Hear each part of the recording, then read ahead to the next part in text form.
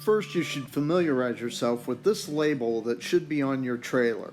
This will show you the tire size that should be on it, the load rating of the tire that should be on it, will show you the cargo capacity of the trailer, and it should show you the air pressure that should be in the tires. This is very important to pay attention to, especially if you're buying an RV from a private individual. A lot of times if a unit needs tires, a private individual will just throw the cheapest tires that they can find on there to get it sold.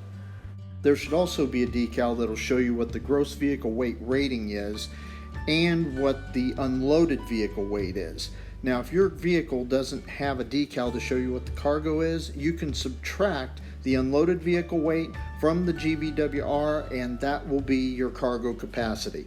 Using all of this information, we're going to go to the tires now and make sure that all the ratings are what they are supposed to be in the load range, the size, and you're also going to want to take note of any max speed ratings that will be on the sidewall of the tire.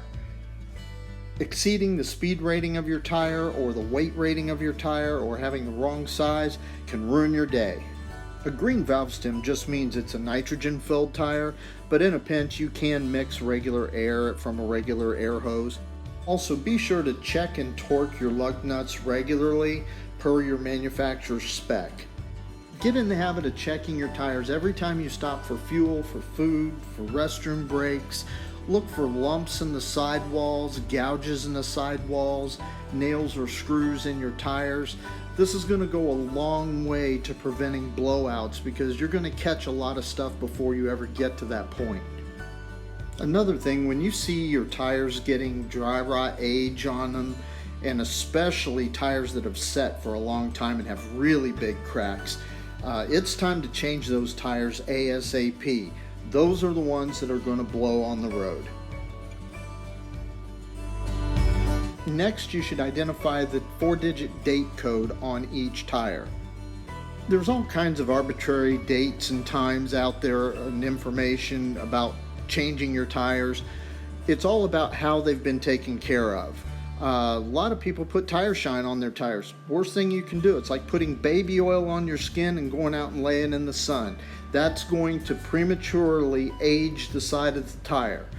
Now, if you store your coach indoors or whether you store it outdoors, that's going to be a factor. Whether you bag your tires or whether you don't bag your tires if you do store it outdoors, whether it's in cold weather or hot weather, all of these things are going to be factors.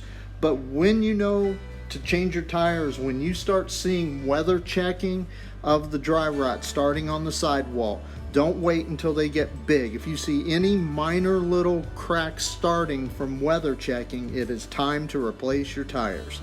And when you do replace your tires, make sure you go back with factory spec tires or better.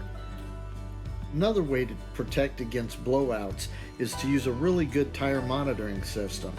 Tire Minder is made in the United States. They make a great product. They have awesome reviews. This system will test both tire temperature and tire pressure. They make it for 4, 6, 8, I think all the way up to 10 tire systems. Don't take another trip without it. I'll leave links in the description and on my website, wolfrvblog.com. Check it out. As always, thank you for watching our video. Please like and subscribe to our channel and hit the notification bell so that you stay up to date on all the latest videos that we release. Also, check out our blog website, wolfrvblog.com. There you'll find all kinds of downloadable checklists and worksheets. You'll find all kinds of videos on troubleshooting, how-to videos, coach reviews, campground reviews, trips, you name it. It's a lot of information, a lot of fun. Go check it out.